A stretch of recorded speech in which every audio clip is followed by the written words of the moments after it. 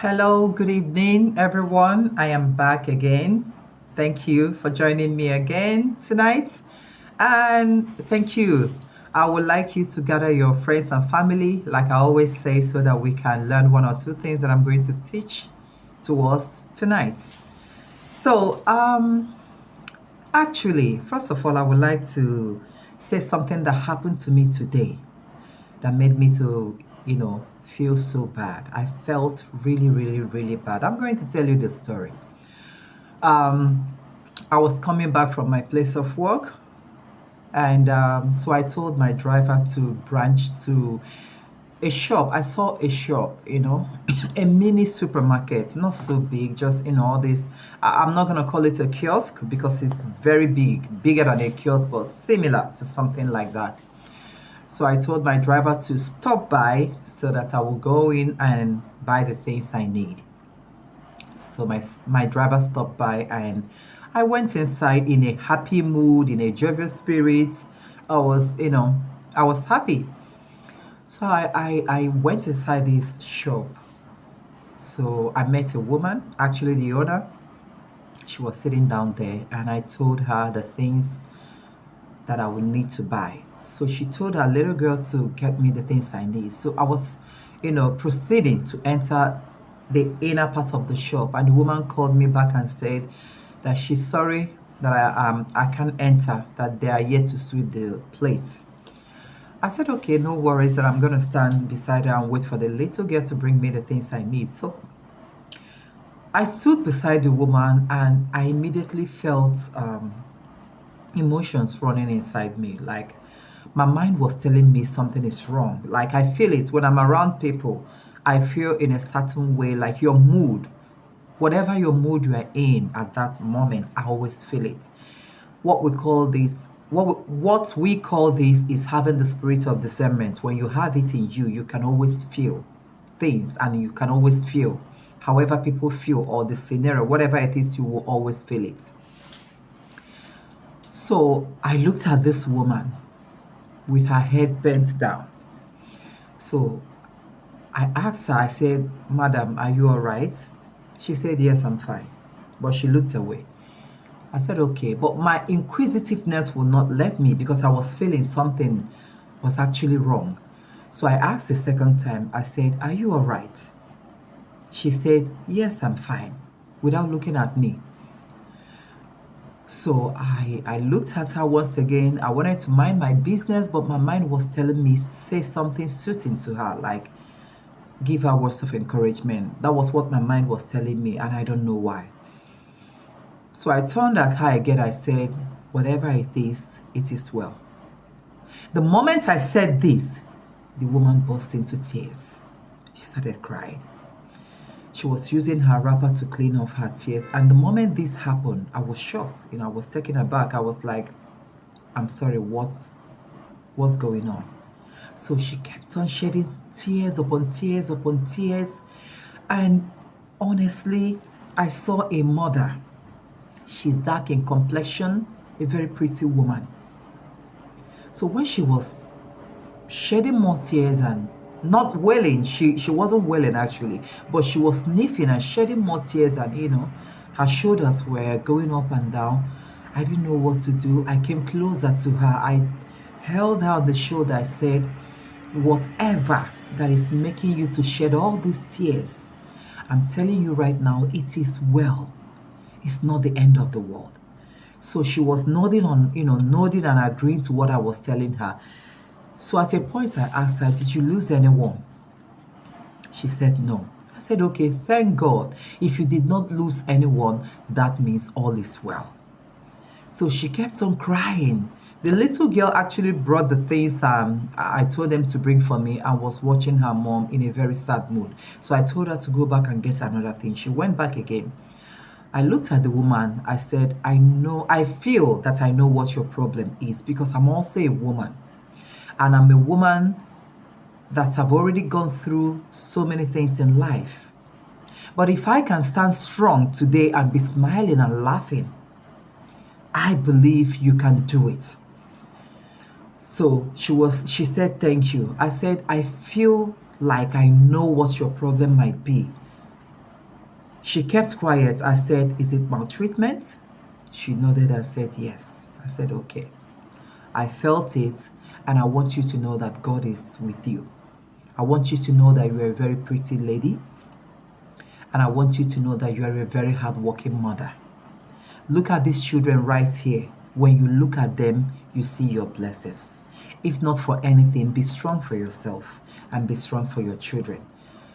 She kept on crying the more. So I told her, "It's a pity I just breezed into this shop to buy something today, that I'm not even going to stay that long. But if there's anything I will want her to take back home with her, that I want her to know that on the last day, like our Bible made us to know, that God will ask you how you live your life and not how your partner lived his life. That when he gets to know that on the last day you are accountable to how you lived your life, then begin today that you are alive to do the things that will please your God and make you happy. Do not allow anybody to steal your happiness away from you. Do not allow them to becloud you with dark clouds. Always pray to God and be happy." Then I told her something again. I said, in the midst of doing all these things, make sure you are looking good. Make sure you are looking prettier and prettier every day. Make sure you're putting on something nice and put on smiles on that face. That's what I told her. And I also say to her, it is allowed to cry. Okay, it's allowed to grieve, but not for too long. And also, don't make it a constant thing in their faces. If you want to cry, you can lock yourself in the toilet, you can lock yourself in the room and cry. But when you show up the signs of a happy woman and be positive for real deep down in your heart. You know why I told her that it's allowed to cry? Because I'm not the type that pretends to you that if you want to cry, don't cry. Don't. No, sometimes you allow people to actually cry and grieve, because when they do that, they will come back sound, healthier, and safe. But when you allow them to bottle things up in their mind, be you man or woman, the day it will explode, it will be disastrous, and we don't want that. So that was the few words I gave her to encourage her and lift her spirits. And in the end, I said, it is actually well, but you need to believe. But I know that it is well with you. So she was thanking me. I said, okay, I have to go now. I paid them and I left. So when I was leaving, I came inside the car. I wasn't really myself, and my driver asked me, what really transpired? Are you okay? Did you buy the things you needed? I said, yes, I bought it. But the woman selling it wasn't in a happy mood, and I felt it. That I pray God touches her and heal whatever wound she's passing through in her marriage, because this is a marital issue. Now, here's the thing. People go a lot of things in this so-called marriage. Marriage is supposed to be a blessing to each and every one of us and not a curse. But unfortunately, many people are living in it like a curse. Marriage is actually sweet the way God made it. But unfortunately, in today's world, it is not so. The devil has come to confuse a lot of people, to tell them otherwise about marriage. Now, you don't blame the younger ones who are aspiring to get married. All of them are beginning to be afraid of marriage. If you notice today, many ladies don't even believe in marriage anymore. That is why we have so many baby mamas everywhere. They will tell you the moment they enter, the man may not treat them well again. But if they are baby mama, the man will always take care of them, both their emotional needs and their physical needs. In actual sense, is it right? No, it's not right.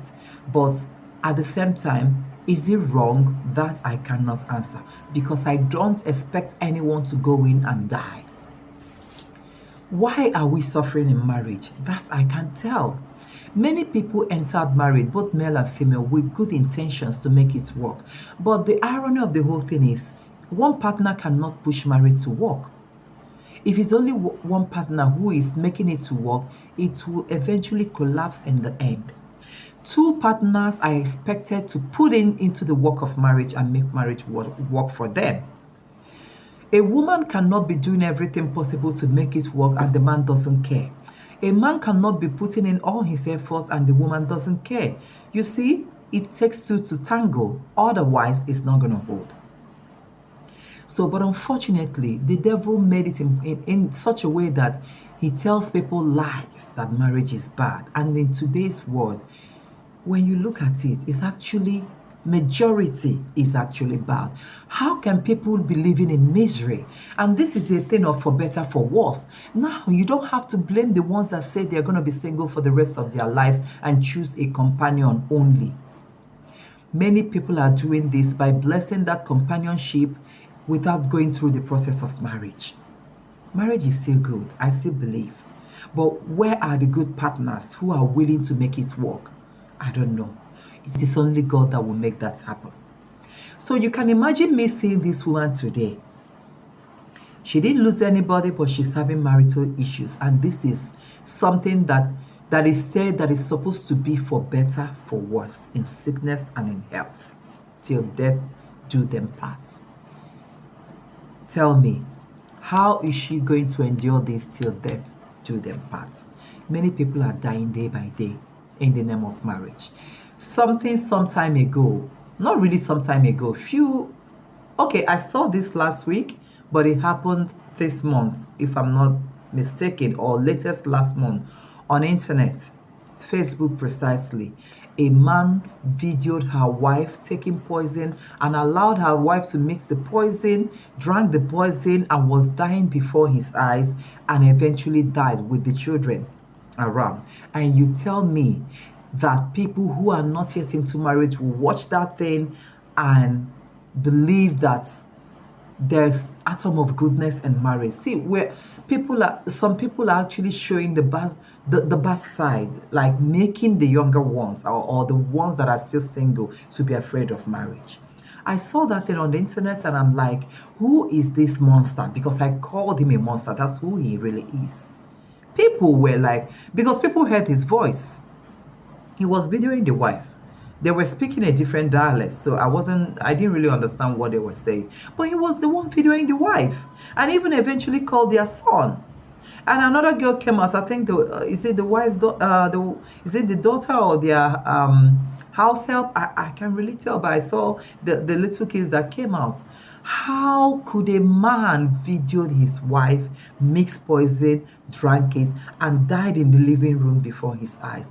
That is wickedness. That is demonic. That man came out from the pit of hell. Even if you're fighting with your partner, the moment you see them trying to take their life, stop them. You may not want them again in that relationship, but at least, where is your empathy? Do you even have a soul? Where is that humanity in you? Save them first. You don't need to know them even. Talk more of your partner. Save their lives, then at the end of the day, you can divorce them. You can divorce them, but do not allow anyone to stand in your presence and take their lives. If that one happens, the person that tolerates that and allowed it to happen is a demon. People are going through a lot in marriages, which is not supposed to be so. And this is a for better, for worse something. So how are they going to cope? That's why a lot of women are dropping dead day by day. Some men are dropping dead. More of women, because women are always on the receiving end. And of course, some men also who happen to marry a bad woman. Many of them lost their lives. The ones that are lucky maybe are living in pain. Why is this happening? So what is that thing that can be done to make marriage work for us again? I don't know. I'm not God, but I want to let you know that the devil is out to actually kill and destroy. To actually steal, kill, and destroy. And they are carrying out their assignments everywhere. Men and women alike, we need to be very careful. All that glitters is not gold. You see all these men that are pushing women here and there, you have to be very careful. There are some of them you will bring in and you bring in disaster in your home. Your home will begin to crash before your eyes. Then women, we need to be careful. Women are always this in a rush to settle down, in a rush to answer missus, in a rush to be married. Thereby, you rush into your death. It's not every man you see that is your husband. Assuming you rush into that and you notice that your life you're about to lose your life, please leave. I think it's better for you to stay alive than to lose your life in what that is not worth it. It doesn't mean we are not going to fight for our marriages. No, we will all fight for our marriages. But like I said, when one party is doing it, it doesn't work. Two people must join hands. So why am I telling this story? I'm telling this story because of the woman I met today. I felt so bad even when I got back. Even when I got back, I said, Father, Lord, heal her wherever she is. Why would anybody be going through that? And I saw her beautiful kids. She is blessed. A hardworking mom with a shop. But I feel that she came to that shop to pour out her emotions and to cry herself out. And when people are in this mood, we tend to forget God. Not that we've forgotten God, but you will not have, you won't even remember to actually pray to God. But I want to tell us this: when you find yourself in this mood, call on the Holy Spirit to come and live in your heart. And remind yourself that you are accountable to how you live your life, how you lived your life, and not accountable to how your husband or another person lived their own lives. So like I said, you are accountable to how you lived your life. Unfortunately, things are going wrong day by day. But I will always still let us know, no matter the situation you are into, call on God. If you're a Muslim, call on your Allah. Whatever religion you believe in, call on your God. We Christians, call on the Holy Spirit to be with you at that moment. Ask the Holy Spirit to come into your heart and touch you and heal you and give you peace. It is peace you need. When you learn how to call upon the Holy Spirit for peace, just keep living. Before you know it, you start feeling peace that you can't even explain where the peace came from. People have passed through a lot, and they have, some of them anyway, we've known how to cultivate peace within us and shut the doors of unnecessary demons around us. All you need to do is to call on Holy Spirit and let him handle the rest for you. It's not easy, okay? More especially as a married woman in a marriage. Don't get me wrong, it's not easy. But with time, everything will be fine, just like I told her. And how it's going to be fine, it's not up for you to know. It's God who knows. And for as long as you still call on God, he will answer you. But there's another thing. God answers in mysterious ways. God might answer you in a way you don't like, and that is God for you. God doesn't give you what you want, because the thing you want may not be good for you. So God actually gives you what God knows that is best for you. I will tell you, seize the opportunity. Don't look at it like your life is crashing before your eyes. Let God walk. Let God walk. Continually call on God in whatever steps you are taking. Whatever you see that is coming up from that step, keep moving in faith. It is God in action. People need to stop suffering in this marriage. Marriage is supposed to be sweet, but unfortunately, how many of them will you even say that it's sweet? Many women are in marriages, they will tell you it's because of my children. Really? The day they will bury you, they will not put one child in your grave. Some of them will tell you, I am there because of my children and I need them, I'm just there because of them. And you believe that the things you and your partner are displaying before their presence is the right thing. You are damaging your children. You are completely damaging your children. They will grow looking at both of you fighting, looking at both of you shouting, looking at their dad hissing their mom, and the boys might think that that's the rightful way to treat a woman. So I don't understand it when people say, I am there because of my children. You are damaging your children. If you want the best for your children, at least stay apart. And whatever fighting going on or whatever thing that needs to be resolved, stay apart. Children are not supposed to be seeing all these things. It destroys them before they even grow up. It destroys them, more especially when you have a man who does not know how to hide his anger. All these ones that uses their wives as a punching bag. Unfortunately, the kids will be looking at all these things, and before you know it, they are damaged. But you won't know. But when they grow up, watch the way they'll be behaving. Then on the parts of the girls, they will look at it like, they will look at it in the aspect of, I will never get married to any man. And is it good again? No, it's not good. If you are a grown woman and you are cut out for marriage, it's good to get married, except you don't want to get married, then it's a different thing. So not for someone who wants to get married, but because of what they saw, they will not get married anymore. And before you know it, they start getting sad because they might acquire everything supply, but something is still missing, which maybe they want to get married. Then they will tell you it's because of what they saw growing up. Then a lot of people, they saw all these things, and today they are married, yes, but they're always ready and at alert for anything to come because of what they saw growing up.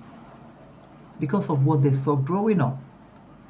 They are, more especially women, they are like a lioness with her cubs. Even if you tell them good morning, they are weighing the good morning like, is it really good morning? Or are you coming for war? It's because of what they saw growing up. And you will not blame them. So what I saw today actually touched me. I'm not happy about it. But I pray for peace. Let her experience peace. If we all can experience peace, no one will say that he or she will never experience peace. So let God heal her and let her experience peace. Like I said, however God is bringing it, because you know what I'm saying, however God is going to answer you might be scary. God might answer in such a way that he needs you to leave that marriage. Then you now start asking God, I don't want to leave. God might answer you in such a way that your partner will fall sick. Then you see them crying, running helter-skelter. God will answer it in such a way that that partner might decide to leave you. Then you see them scampering everywhere, screaming. God can answer you in so many ways. Or God can choose to answer you by shutting the man down. I don't know how he's going to shut the man down or the woman down. But one of these things will happen. But all I will tell you is get ready. See, we call on God every day. It's a good thing. But when God decides to answer, get yourself prepared. Get yourself ready. Because you're on a long ride of a place of, you don't even know where God is taking you to. But be rest assured that so long as it's God that is leading you, he is going to lead you to the end of that tunnel where there's bright lights and good things of life for you. You will start experiencing peace, happiness, positivity will turn around to be your name and you will be completely blessed. Happiness will never leave your life again. Okay? So I just said I'm going to share this thing with all of you tonight and let you people know what happened today. In all, we still pray for peace. We still pray for happiness. We still pray for love. We still pray for unity. And we ask the Holy Spirit to dwell in us and with us, within our family, and circle us in our family. So God bless you all tonight. I'm going to bring you another topic next time, but for now, I have to say good night.